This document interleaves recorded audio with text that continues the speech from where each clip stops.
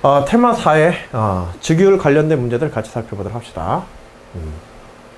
자, 제4장 주기율, 주제 주기율로 해서 교재 25페이지에 문항도 한번 25페이지부터 문항도 살펴봤는데, 마찬가지로 여기에서도 이제 수능에서 출제된 2018학년도 기출문항 바로 이어졌던 문항이지, 이제 10번 문항으로서 아까는 8번 문항을 다뤘고 10번 문항을 이렇게 한번 보도록 할 텐데, 뭐 이 주기율과 관련된 성질을 수능 화학 1에서는 이제 상당히 중요하게 문제시해서 이렇게 출제하곤 하니까 좀 잘 정리해둘 필요가 있겠고, 자, 다음은 원자 반지름의 주기적 변화와 관련하여 학생 A가 세운 가설과 이를 검증하기 위해서 수행한 이제 탐구 활동이다.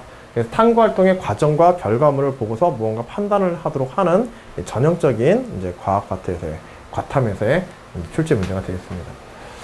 자, 가설을 하나 세우는데 가설의 내용은 알려주지는 않고 그냥 기억이란만 이렇게 표현하고, 가설 기억이 어떻게 설정돼야 되는가, 이걸 찾아내는 문제였어요. 자, 탐구 과정을 봤더니, 자, 일족 원소 리튬, 나트륨, 칼륨, 루비디움의 원자 반지름을 이제 조사한다. 그래서 일족 원소들의 원자 반지름을 조사하고, 또 실질적 원소들에 대해서 플로린과 염소, 브롬, 요오드의 원자 반지름을 조사해서 조사한 8가지 원소의 원자 반지름을 조사해서 실제로 봤더니 이와 같이 표로 원자 반지름의 크기들을 정리할 수 있었다 라고 이렇게 줬어. 그리고 이 정보들로부터 결국은 최초에 세웠던 가설이 옳다라는 것이 판정이 되었을 때 최초에 어떤 가설을 세웠겠느냐, 이제 뭐 과학의 탐구 과정에 관련된 내용이기는 하지만은 이제 교과 과정에서의 내용상에서의 원소의 주기율에 대해서 정확하게 이해하고 있고, 이 실험을 통해서 이 학생이 알고자 했던 것이 무엇인지, 이제 실험의 중요도를 어디에다 놓고 했는지에 따라서 우리가 좀 판단을 해봐야겠지. 이 주로 비교한 것들은 사실 같은 주기 내에서, 서로 다른 주기 내에서 같은 족에 있는 원소들에 대한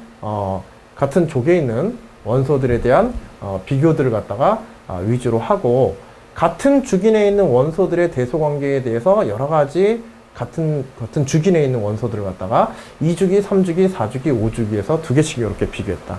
그렇다면 얘는 주기성에다가 그 같은 주기 내에서의 원자 반지름의 크기의 변화에 초점을 두고 조사를 한 거야? 아니면은 서로 다른 주기에서의 원자 반지름의 비교에다가 초점을 두고 한 것인지, 사실은 그거 판단하는 게 여기서 이제 굉장히 애매했던 문제야. 그러니까 중요한 거는 이제 대상하는 원소들의 개수들, 비교하는 실험 데이터들이 어느 쪽으로 치우쳐져 있는가에 따라서 그 가설의 정도를 갖다가, 무게가 달라지는 정도를 갖다가 판단해보는 그런 이제 판단력을 갖다가 묻는 문제라고 봐도 되겠어. 뭐 교과적 지식이기도 하지만은. 여하튼 뭐 이 학생이 만일 가설이 옳았다고 한다면 원자 반지름에 대해서는 같은 족에서는 어떻게 되고 있다? 같은 족에서는 원자 번호가 증가할수록 원자 반지름이 증가하고 있다라는 사실을 아주 명확하게 이렇게 볼 수가 있었지. 그치? 그래서 같은 족에 대한 비교 개수가 훨씬 더 많다라는 걸 알 수 있어. 그리고 같은 족에 대해서 한 주기 내에서 보게 되면 원자 번호가 증가하게 되면은 원자 반지름이 원자 반지름이 작아지는 걸 알 수가 있지. 모든 원소들에 대해서. 그치? 그렇다고 한다면 이 학생은 이제 2가지 가설을 세웠다라고 생각할 수 있겠는데, 하나는 같은 족일 때 전자과 필수가 많아지면 원자 반지름이 커진다는 사실과, 그 다음에 같은 주기 내에서 원자 반지름이 커지면은 유효 핵전하의 증가에서 원자 번호가 커지면 유효 핵전하에서 원자 반지름이 줄어든다. 자, 이 2가지 가설이 그러면 튀어나올 텐데, 2가지 가설 중에서 이 학생이 메인으로 둔 가설은 어떤 가설이겠어? 둘 다 틀린 얘기는 아니지. 그치? 그렇다면 이 가설을 2개 다 쓰느냐? 근데 문제에서 보게 되면, 문제의 보기들을 보게 되면 이 2가지를 동시에 사용하고 있는 제시문들은 없거든. 그 중에서 어떤 하나를 택해야 돼. 그래서 전자가 클수록, 전자수가 많을수록 원자 반지름은 커진다. 이거는 뭐 과학적 사실 자체에 위배되니까는 뭐 가설로 타당하다고 볼 수는 없을 테고. 그치? 같은 주기에서의. 그 다음에 또 원자과 전자수가 클수록 원자과 전자수가 클수록 원자과 반지름은 커진다. 원자과 전자수를 비교할 수 있는 그런 실험들은 여기서는 존재하고 있질 않지. 직접 비교할 수 있는 거는. 그 다음에 같은 족에서의 원자 번호가 클수록 같은 족에서는 원자 번호가 클수록 원자 반지름은 커진다. 요거는 바로 표에서 지금 오른쪽으로 가는 4개, 각 족마다 4개의 원소들을 갖다 분석하고서 있었지. 그치? 비교 분석해서 그것도 서로 다른 족에 대해서, 그치? 서로 다른 족에 4개씩의 원소를 뽑아가지고 일관되게 요거는 관찰하고 있었어. 자, 그래서 3번은 일단 맞는 내용이 될 테고. 같은 주기에서 원자 번호가 클수록 원자 반지름이 커진다. 아까 전에 표에서는 이제 위아래로 배치된, 그치? 그래서 2주기와 3주기, 4주기, 5족, 이게 각각의 2개씩의 원소를 뽑아서 비교한 그런 이제 자료들을 보고서 같은 주기에서 원자 번호가 클수록 원자 반지름은 커진다가 아니라 이건 작아진다가 돼야 되겠지. 옳게 해석했다고 한다면. 그래, 가설이 이렇게 했다면 타당하다고 했을 리 없으니까 4번은 일단 과학적 근거에서 약하게 되고, 5번에 전자가 들어있는 전자 껍질 수가 클수록, 즉 전자 껍질 수가 많아질수록 원자 반지름은 커진다. 전자가 들어있는 전자 껍질 수가 클수록, 전자 껍질 수가 많아질수록 원자 반지름은 커진다. 자, 5번의 내용은 이건 타당한 내용이지, 그치? 응?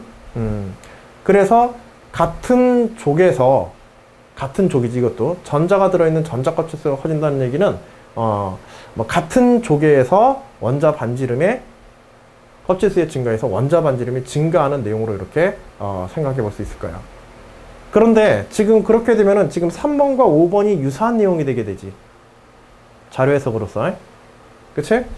3번과 5번이 유사하게 되는데, 5번이, 여기서는 이제 실제로 답은 3번이 되고 5번이 되지 않는데, 5번이 안 되는 이유는 이건 뭐 때문에 그럴까? 물론 3번이 더 정확한 이유이기도 하지만, 5번이 타당하지 않은 무엇인가를 설명할 수 있어야겠지?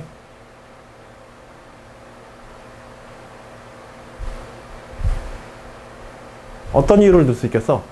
만일 이게 논술 문제로 뭐 이런 식으로 비교해서 논술 문제가 나올 수는 없겠지만, 예를 들어서 철수가 3번과 같은 가설을 논술 문제화 시킨다면, 철수는 3번과 같은 가설을 세우고 영희가 3번을 세워야겠다. 영희가 보다 똑똑하니까 대부분 다. 자, 영희가 3번 가설을 했고 철수가 5번 가설을 했어.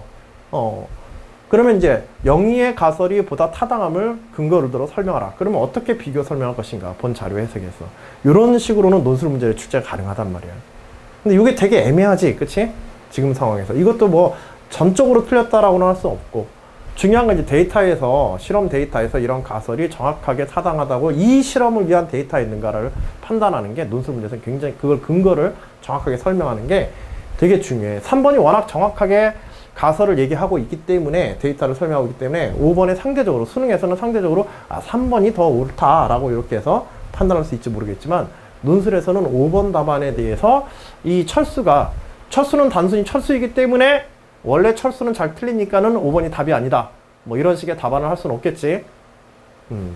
그래서 전자가 들어있는 전자 껍질수가 클수록 원자 반지름이 커지는 것은 사실이지만, 그런데 여기서는 여기에 하나를 더하여서 뭘 했어? 같은 족으로 제한하고서 있죠. 그치? 같은 족에서 같은 족에서 제한하고서 있고, 전자가 들어있는 전자 껍질수가 클수록 원자 반지름이 커진다라고 하는 사실을 비교해 보려고 한다면은, 여기에서 어떤 사실에 대해서도 반응을 봐야 되냐면, 서로 다른 주기에 있는 원소들, 지금 이런 식의 비교들도 우리가 생각해 봐야 되는 거지. 그치? 이런 식의 비교들도. 그렇게 보게 되면은 2주기하고 5주기에 있는 요 리튬과 그치? 요들을 이렇게 비교한다고 생각해 봐. 이거는 전자 껍질수에는 차이가 있지만은 유효 핵전화량의 증가에 의해 가지고 이것들의 원자 반지름의 차가 어떻게 돼 있어, 지금? 원자 반지름의 차가 굉장히 줄어있지, 지금? 그래, 안 그래? 그치? 응? 원자 반지름 차가 이렇게 줄어들어 있어가지고, 과연 이제 그럼 5번 가설이 단순히, 전자 껍질수만으로서 족을 같은 족이나, 같은 주기라는 걸 고려하지 않은 상태에서 단순히 전자 껍질수만으로 대소관계를 갖다가 원자 반지름의 대소관계를 비교하는 것이 타당하지 않을 수도 있다라는 어떤 근거가 이런 부분에 숨어 있단 말이에요. 물론 이제 수능 문제에서는 이렇게까지 분석할 필요는 없어. 아까 전에 얘기했지만 3번 문제와 같이 아주 정확한 그러한 결과들이 있기 때문에 당연히 3번을 선택해야 되지만, 논술 문제에서 5번 문제가 안 되는 이유를 그러면 5번 보기가 설명이 안 되는 이유를 갖다가 설명해봐라. 가설로 타당하지 않다는 걸 설명해봐라. 그렇게 되면은 이건 상당히 까다로운 문제가 되게 돼. 알겠죠? 그런 것도 한번 생각해봐. 수능 문제 보다가 문제 보기들이 조금 애매한 상황들 있지? 옳고 그름을 판단하기 애매한 상황의 보기들이 종종 나타난단 말이야. 그게 이제 수능 문제를 틀리게 하는 주요 원인이잖아. 그치? 요번 모의고사 보면서 아마 그런 것도 경험한 적 있을 텐데. 안 그래? 대답하기 싫은 거구나. 자, 그래서, 근데 이제 논술 문제에서는 그런 걸 또 끄집어내가지고 좀 귀찮게 하는, 그런 문제들도 있을 수 있으니까, 조금 이제 그런 차이도 좀 생각해 볼 필요가 있어서 좀 시간 끄는 건 아니고, 그런 부분에 생각도 좀 해보라는 의미에서 이야기를 좀 꺼낸 거야. 알겠지?